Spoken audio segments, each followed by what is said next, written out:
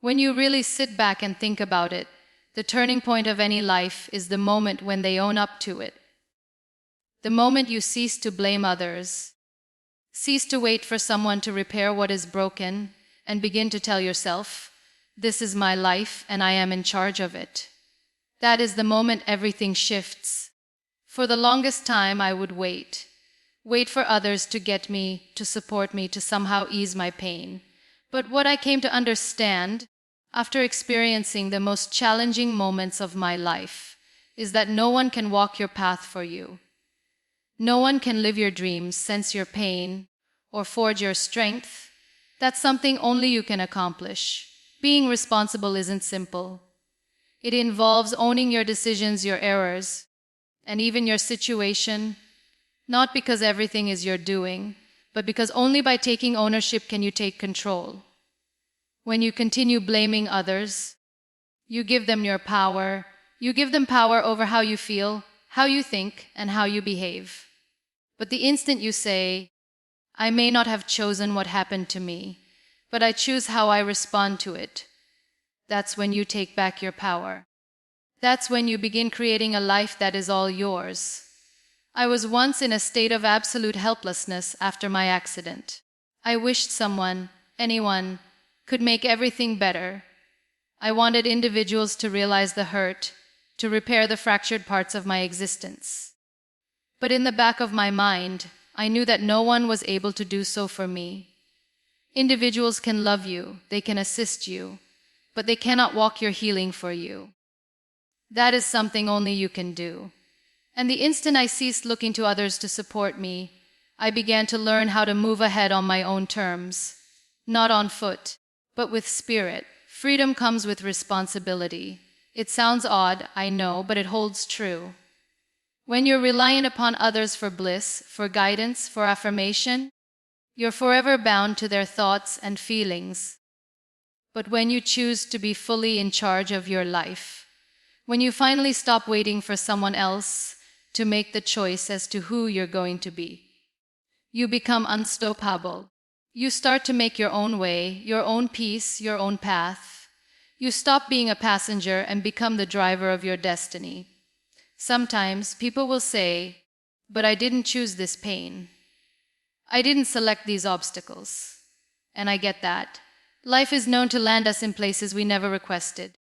But what you can decide, always, is your response. You can decide whether to let it break you or make you. To be responsible is to say, "Even if life shattered me, I will reconstruct myself. Even if others abandoned me, I will not forsake myself." The truth is, when you cease to rely on others and begin relying on yourself, you develop in ways beyond your dreams. You learn to trust your own might. You find that you are capable of more than you ever thought possible. The storms that once terrified you become the same storms that leave you fearless. And the encouragement you were once seeking outside, you discover in your own heart. Other people will come and go. Circumstances will shift. But the only person who will always be around is you. So why not begin to build a better relationship with yourself? Why not begin to become the individual who defends you, who inspires you, who believes in you even when no one else does? That is what being responsible really is about. Being the hero of your own narrative. You don't need someone to give you the life of your dreams. You can make it happen yourself. It begins with one choice: to stop waiting and begin doing. Stop blaming and begin constructing. Stop relying and begin doing. Because when the day is over, the life you desire isn't sitting somewhere outside waiting on someone else. It's waiting within you, waiting for you to take control. When you own your life, you cease living by accident and begin to live by choice. And that, my friends, is when you get to experience real freedom, freedom that nobody can ever take from you. Live in a world where everybody wishes to be noticed, heard, and valued, and there's absolutely nothing wrong with that. We're human, we desire connection. But the issue arises when our sense of self-worth becomes contingent on what others perceive of us. When all our choices, All that we speak and all we pursue are dictated by the fear of being judged or the desire to be approved. We lose the greatest relationship of all, the one with ourselves. I used to be like that in my past. I used to seek validation from everything and everyone. I wanted others to say I was good enough, strong enough, worthy enough. I figured that if other people liked me, if they loved me, then I would be whole. But no amount of appreciation or attention could ever fill the void within. Because the truth is, outside validation is fleeting. It disappears when people stop applauding. What actually endures is the affirmation that lies within. The soft certainty that you are sufficient, even if nobody is looking, even if nobody speaks it aloud. The irony of looking for approval is that it makes you small. You are forced to reside in a box constructed of other folks' opinions. You become not yourself because you are too caught up in attempting to please everyone. And if you live that way, you begin losing parts of yourself, parts that make you special, fearless, and authentic. You begin toning down your own light because you're afraid it will be too bright for someone else's comfort level.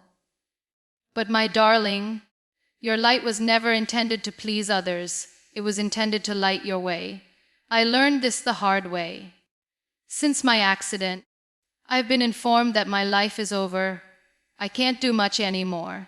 People pitied me, doubted me. And for a period of time, their words got into my head. I began to think like them. I thought, perhaps they're correct.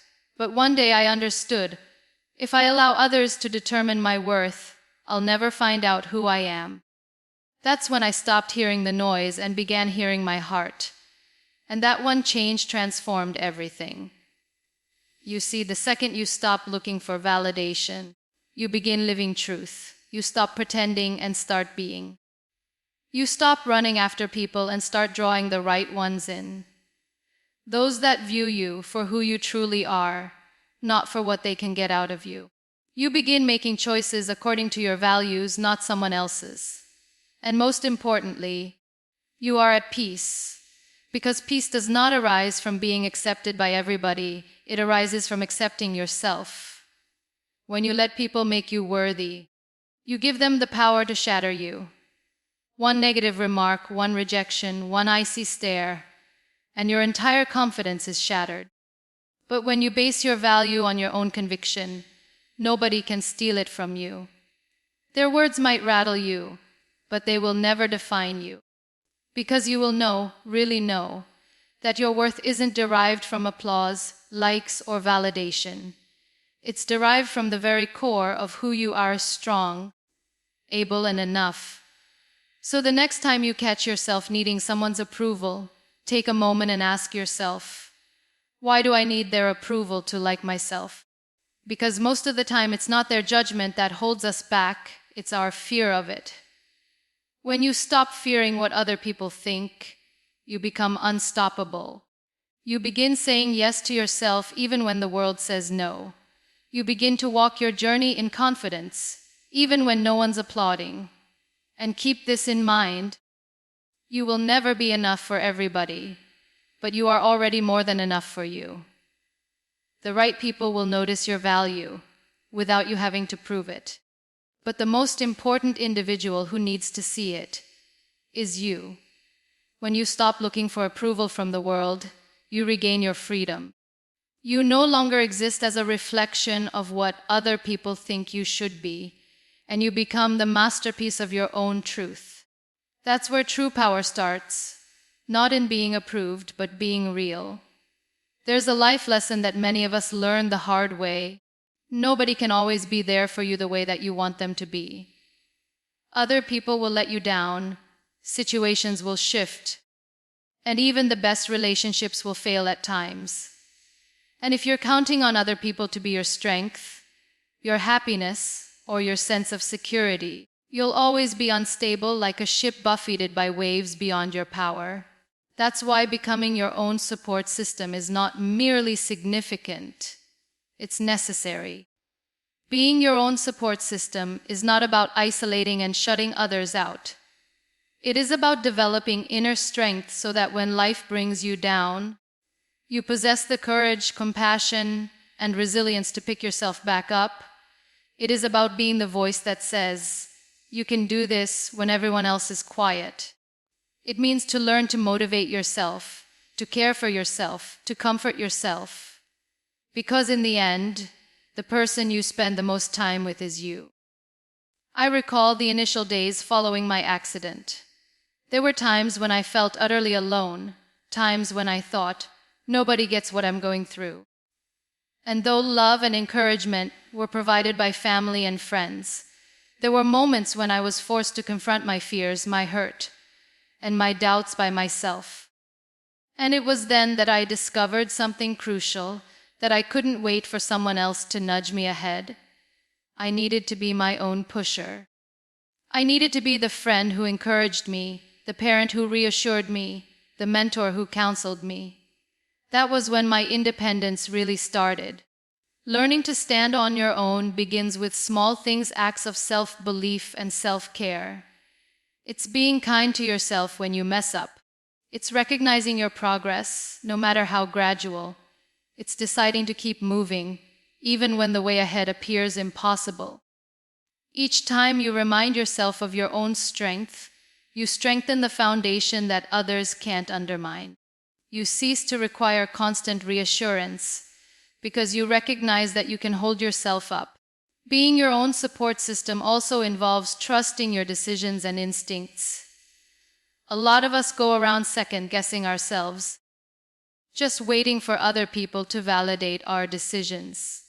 But when you learn to trust your inner wisdom, you begin taking actions that are in line with your objectives, not another's expectations. You no longer hesitate out of fear, and you begin moving forward with conviction. There is a remarkable strength in knowing that you don't require anyone else to prove your bravery, affirm your value, or applaud every step you take. Once you can pick yourself up when nobody else will, you are no longer beholden to the vagaries of the world for your progress. You become invincible because your support is not from any other person. It's from the one who will never leave you. And here's the lovely part. When you become your own support system, you also inspire other people to do the same. People are attracted to people who stand tall by themselves, who walk with self-belief and strength. You become a living proof that strength doesn't just emanate from others. It emanates from within. So begin today. Begin by acknowledging your own strength. Begin by talking to yourself the way that you would want someone else to talk to you. Commend your small triumphs. Console yourself when you are afraid. Cheer yourself up when you fall down. The more you work at being your own support system, the better you will get, and the less you will be shaken by the uncertainty of the world. You don't require a constant audience to authenticate your journey. You do not have to have somebody hold your hand every step of the way. When you become your own support system, you develop a resilience which cannot be shattered by any disappointment, cannot be halted by any obstacle, and cannot be swayed by any opinion. You build a support that sustains you through anything, and that is really what independence is all about. Fear of loneliness is one of the strongest shackles that makes individuals reliant on others. Most of us spend our entire lives attempting to escape solitude, believing that being alone would mean being abandoned, unloved, or unable. But here's the reality. Being alone is not a curse, it's a chance. It's an opportunity to reconnect with yourself, to hear your own heart, and to understand that your resilience has nothing to do with anybody else's presence. Following my accident, there were so many moments when I felt utterly alone. I couldn't move, I couldn't walk, and for a period of time, I felt imprisoned not only physically but emotionally. There were times when I wished that someone would be with me, to pick me up, to motivate me. But with time, I realized that being alone doesn't equate to being weak. It was actually during those times of solitude that I found my real strength. I realized that I could overcome my fears, push myself, and believe in hope even when no one else was there to give it to me. Breaking away from the fear of loneliness begins with a change in mindset. Loneliness is not emptiness, it's independence. It allows you space to think, to dream, and to grow without distractions or pressures from others. When you feel at ease by yourself, you cease to seek the approval of others. You cease to gauge your self-worth based on the person you're with or who validates you.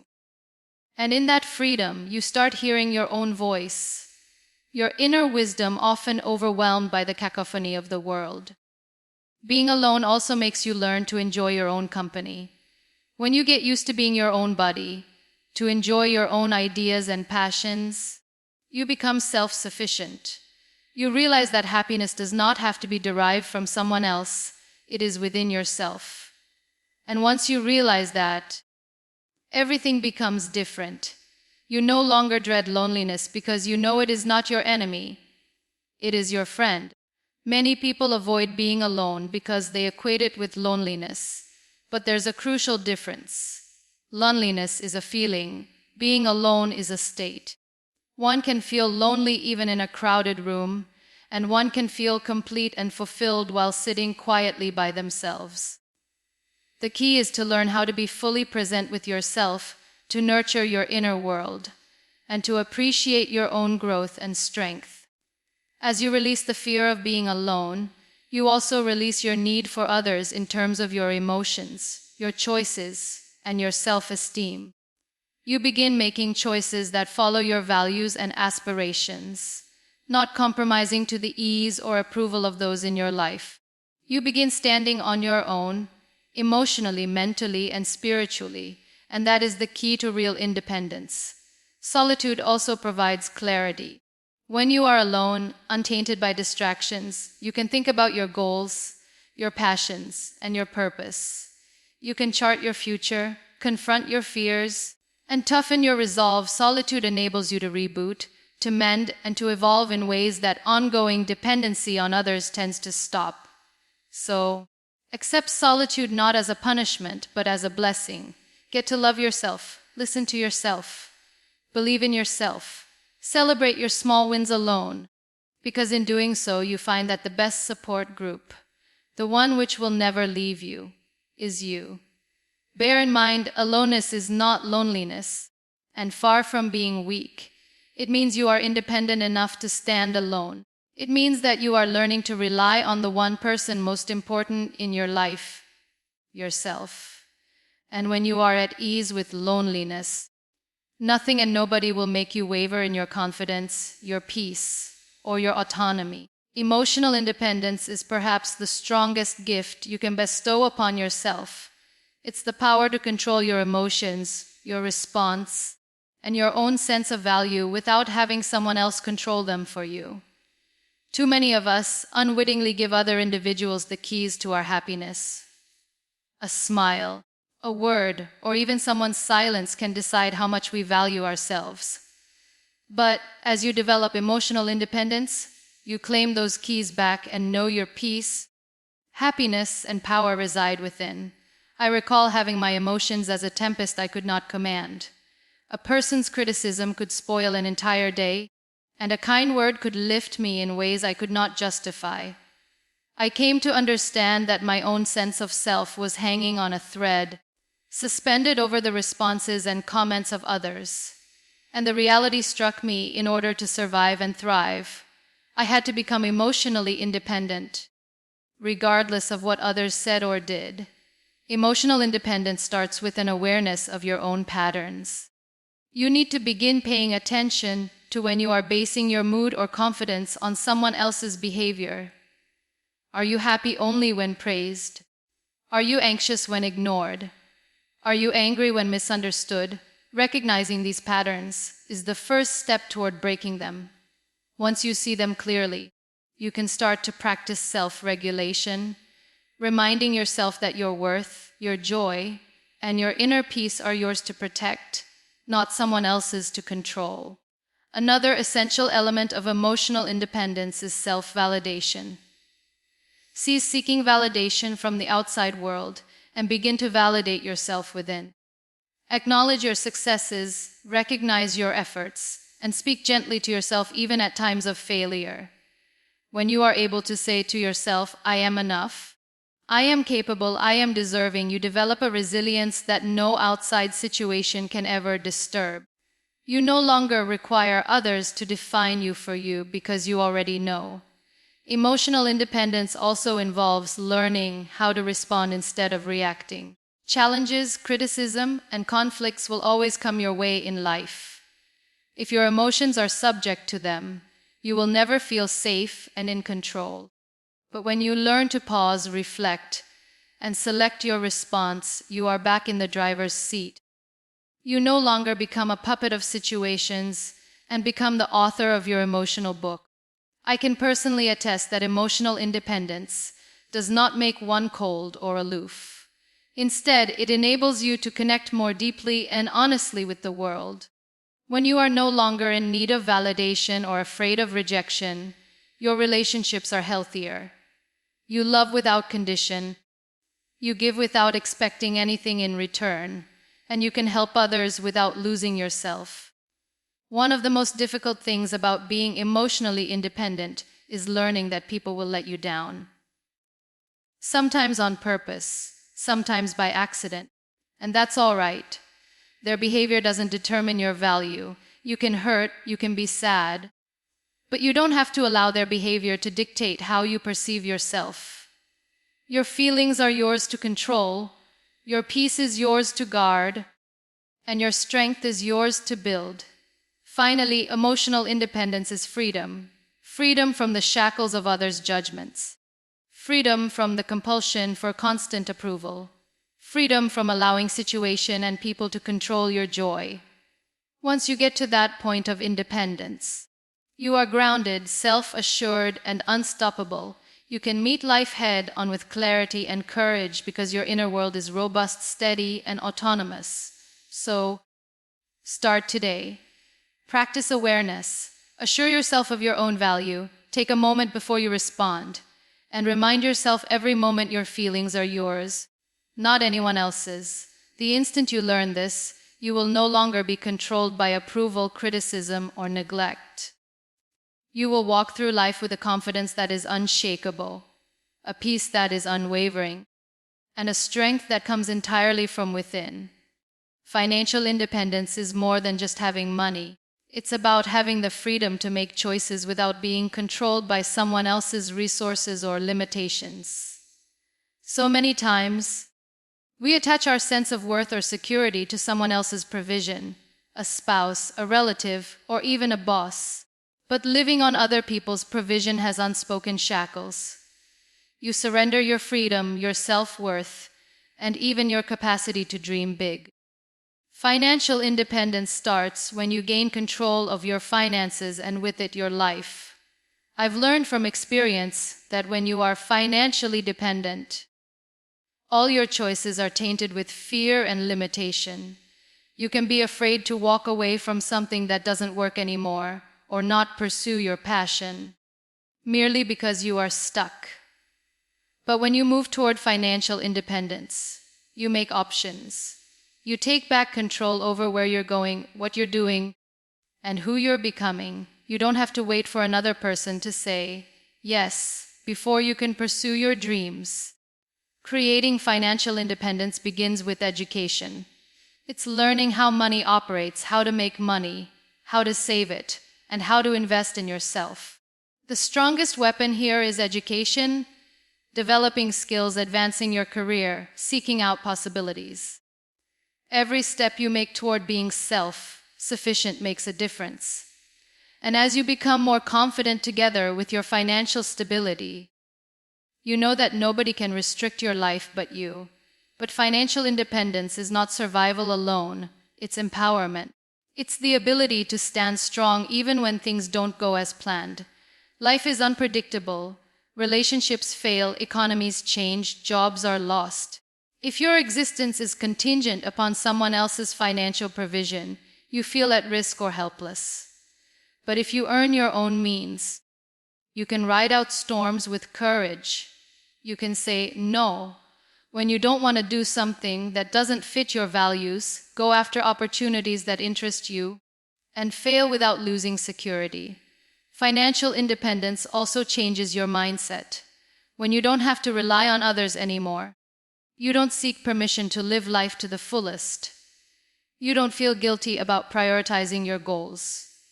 You begin to think that you are able, resourceful, and deserving of abundance.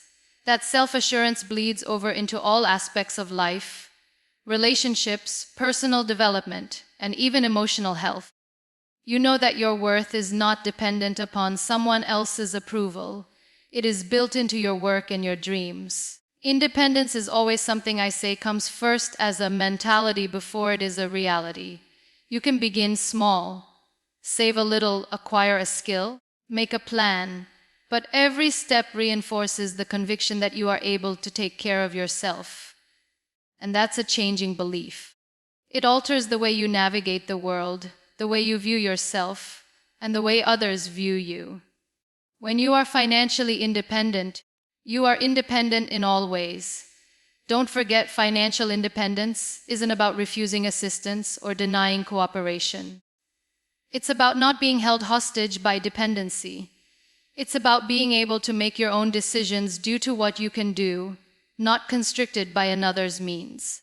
And that autonomy, the autonomy to live your dreams free from restriction, cannot be bought. So begin today. Make little changes to earn, save, and invest for your future. Learn about money, master skills, and create habits that empower you. Each step is a statement: I am capable, I am independent, I am free. And as you build your financial independence, you'll find the life you've always dreamed of isn't something you wait for. It's something you can create yourself. Boundary setting is one of the strongest ways to guard your independence, yet it's something we all struggle with. We've been taught to agree even when our heart yells no, to prioritize others' comfort over our own, and to dread disagreements as if it were a sin. The truth is, boundaries are not selfish. They are the boundary that enables you to keep your energy, your concentration, and your freedom. Without them, you lose parts of yourself, and bit by bit, you lose your grip on life. I've seen it happen to me. When I was in my accident, people tended to give advice, opinions, and help that, well-intentioned as they were, sometimes strayed across the line. Initially, I always felt guilty when I said no. I feared disappointing other people, being judged, losing love or support. But the endless sacrificing left me drained, irritable, and needy of other people's approval to feel at peace with myself. That's when I learned that agreeing to everything means saying no to yourself. Boundaries are a statement that you respect yourself. They are an affirmation that your time, energy, and feelings are important. To learn how to put them up without guilt, one must change the way that they think. It is a matter of understanding that when you respect your own boundaries, you are not injuring others. You are showing others how to treat you. It's about loving yourself without apology, maintaining your autonomy, and taking care of yourself and your own development. Establishing boundaries also strengthens your relationships. When you set clear boundaries of what is okay and what is not, you invite others to be themselves. Others respect those who respect themselves. Boundaries are not walls, but bridges that build healthier, more balanced relationships. They avoid resentment, miscommunication, and codependence, and build instead mutual respect and understanding. It isn't always simple. You might encounter resistance, criticism, or even wrath from people who are accustomed to your agreeing. That's okay. Boundaries shake up the status quo. Keep in mind this fact: discomfort is not wrong. Discomfort is growth. With each time you enforce your boundaries with poise and assertiveness, you become more independent and confident in your self-worth. An empowering aspect of boundary setting is knowing what your non-negotiables are, what you refuse to yield on, what values are a part of you, and what space you require to live. Perhaps it's your time, your emotional energy, your personal aspirations, or your privacy. Whatever it is, holding steady there enables you to live on your own terms without continually being reshaped or contained by other people's expectations. When you put up boundaries without shame, you take back your life. You stop contorting yourself to meet someone else's expectations. You stop trading off your aspirations for short-term ease. And you begin living in a manner that respects your potential, your power, and your autonomy. So begin small. Practice asserting no when it counts. State your needs clearly. Guard your energy without apology. And remember, boundaries are not barriers. They are the ground of a life lived on your own terms. They are the unseen barrier that makes you resilient, centered, and free.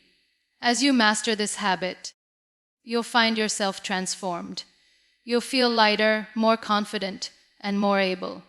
You'll no longer rely on others to determine your happiness. You'll be taller because your life is modeled on your values, your decisions, and your autonomy. And that's what independence is really all about. Rejection and disappointment are part of life, but how we deal with them is what keeps us stuck or makes us stronger. For many, these moments feel like proof of failure, a signal that they aren't good enough, that they don't belong, or that life is unfair. But here's the truth I've learned: rejection and disappointment are not endings. They are opportunities in disguise. They are moments that test your resilience, and, when embraced, can fuel your growth and independence. I've faced countless situations where doors closed in my face, where people doubted me, and where circumstances seemed to push me down at every turn. After my accident, for example, there were times when opportunities I had once dreamed of seemed impossible. People would look at me and assume limitations, while internally, I knew I had untapped potential. At first, the rejection stung. I felt anger, sadness, and frustration. But gradually, I understood that the strength was not in mourning the rejection. It was in choosing what to do next. When you take disappointment and turn it into fuel, you move from focusing on what was wrong to what you can do next. Each door that is closed is an opportunity to open another one. Each no is a call to hunt down your own yes.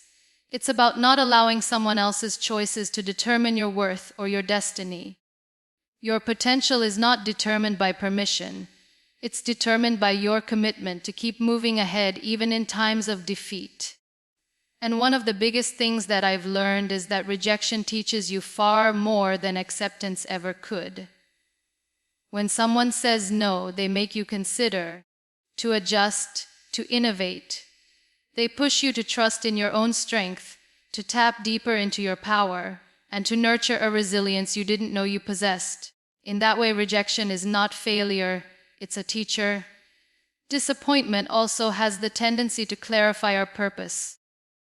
When the world doesn't turn the way we think it should, it makes us think about what really matters, what is in line with our objectives, and what we are prepared to battle for. It removes illusions and brings to the surface the points where we need to be strengthened. In the face of disappointment, it's your choice. Let yourself fall to despair or use it as fuel to emerge stronger. Turning rejection into a fuel also takes mentality. Rather than asking, why me? Or why now? Begin asking, what can I gain from this? And how can I leverage this to be better? This mindset changes setbacks from a hindrance to a stepping stone. It allows you control over your own story and makes you less reliant on other people's approval. Because the instant you are able to stand up after each no, without expecting someone to pick you up, that is independence.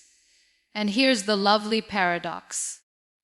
The things that most feel like failures are the ones that ultimately bring you your greatest successes. Each disappointment and each rejection I encountered eventually became a source of strength, knowledge, and opportunity.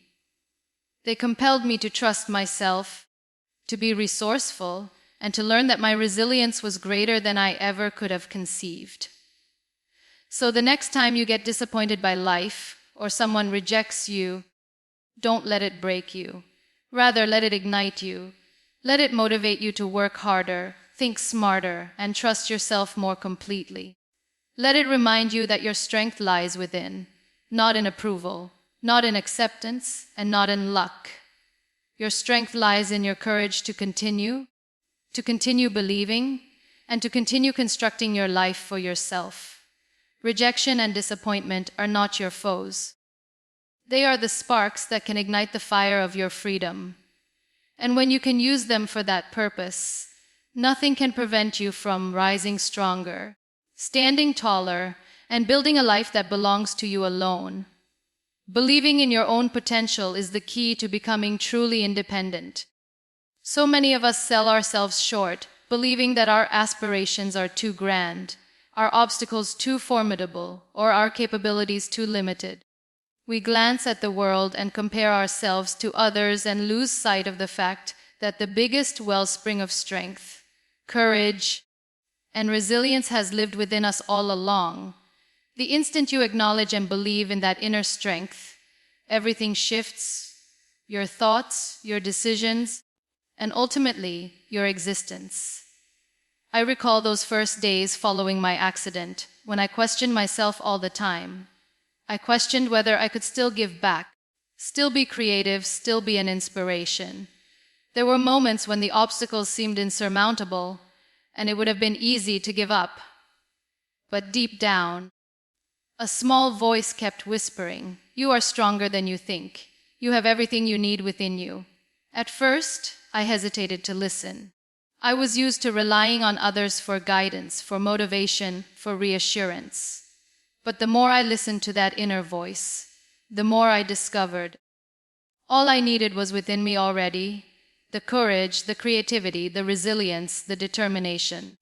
Having faith in your inner power is about believing in your own skills and trusting that you are capable of overcoming obstacles, however large they might be.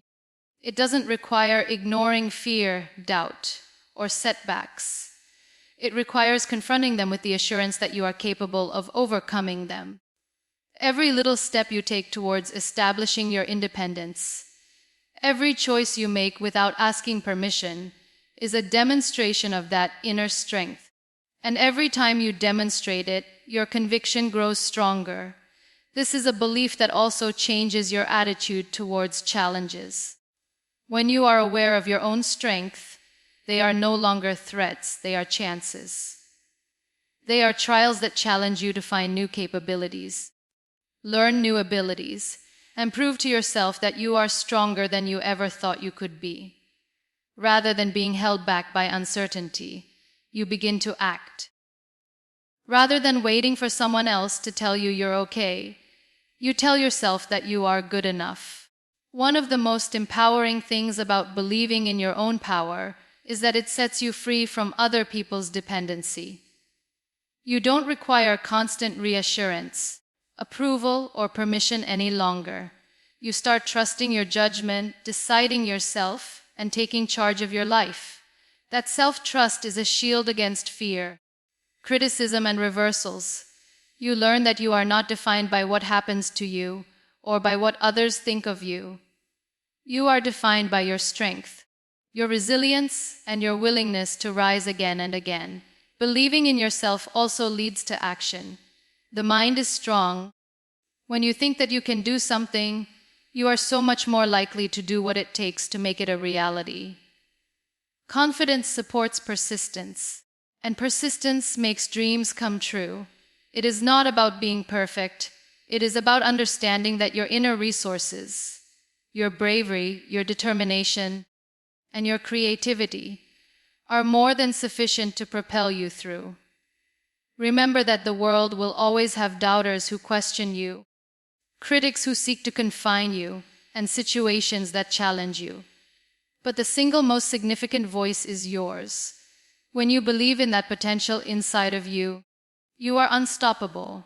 You are a person who can confront challenges with courage, chase dreams without apology, and stand strong without anyone else to support you. So, begin today. Look inside and accept your strength. Talk to yourself in a supportive manner. Act confidently, and remind yourself every step of the way. The ability to get up, to make something happen, and to be successful has always been within you. You don't require anyone else to make you strong. because you already are. Trusting in your inner strength is not a state of mind. It's the currency of independence, of resilience, of living life on your own terms. When you choose it, you no longer rely on others, you no longer need permission, and you fully step into the life you were created to live. Self-reliance is the final choice in creating a life independent of others. It's about understanding that, regardless of what comes your way, you possess the capacity to figure things out, make choices, and forge your own way. Self-reliance is not about resisting help or love. It's about trusting yourself first, believing in your inner core, and being accountable for your own path. It's between living passively in anticipation of assistance versus living actively, empowered by your own strength. I've discovered that self-sufficiency starts with trust in your capacity, your judgment, and your durability. Following my accident, I found myself in situations I thought were impossible on numerous occasions. I might have waited for someone to lead me, to instruct me on what to do, or to pick me up when I fell down. But eventually I understood waiting only keeps the growth process at bay.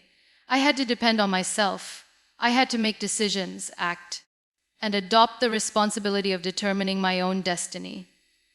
That self-dependence became the genesis of my liberty. Self-sufficiency also equates to the acceptance of responsibility.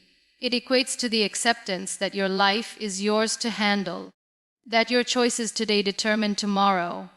When you bring a halt to blaming others, cease seeking constant validation, and own up to your failures and successes, you enter a place of tremendous power. You are no longer a victim to situations or the views of others. You are the designer of your destiny. But self-reliance is not isolation. Some folks get it confused with closing up others, not accepting help, or not accepting connection. But it is quite the opposite. It is about being independent while having healthy relationships. When you are self-reliant, your relationships are stronger because you're not needy of someone else to make you happy or to validate you. You are free to love, partner, and serve others without losing yourself in the deal. You give from your strength, not your need. Opting for self-reliance also fosters resilience. Life is not predictable, and every setback is sure to come along the way. When you depend on yourself, you encounter challenges with confidence, aware that no outside influence can take complete control of your existence.